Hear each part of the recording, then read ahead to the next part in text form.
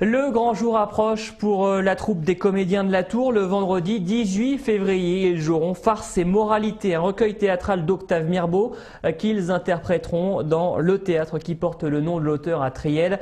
Les comédiens veulent rendre hommage à l'écrivain français qui a vécu les 9 dernières années de sa vie dans la commune.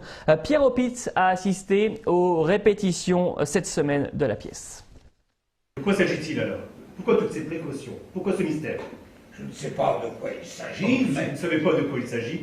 Taisez-vous. À une semaine de la grande première, il faut encore régler les derniers détails. Il faut vraiment que là, il y ait toutes les répliques. Pour fêter le centenaire de la disparition de l'écrivain Octave Mirbeau, les comédiens de la Tour ont décidé de s'attaquer à 4 des pièces du recueil Farce et Moralité. On n'a pas cherché à innover, on est resté véritablement dans le classique de Mirbeau. Ça se joue en costume d'époque. Et on n'a fait aucune innovation, il n'y a pas de nez de clown, c'est vraiment les personnages de l'époque. On veut également montrer que ce qu'il écrivait à l'époque, il y a un siècle, comme ses autres pièces, hein, comme Le Foyer, comme Les Affaires sont les affaires qu'on a déjà jouées.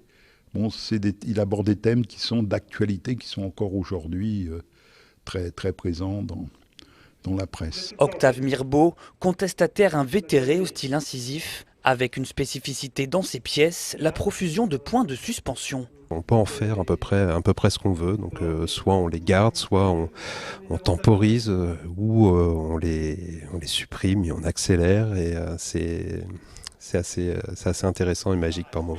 Pas de répit sur scène, les enchaînements doivent être parfaits.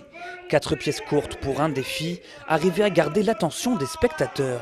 Très rapidement, il faut amener le public, le public à nous, sur quelques traits qui puissent identifier les personnages qui se retrouvent en face d'eux, où va aller l'histoire.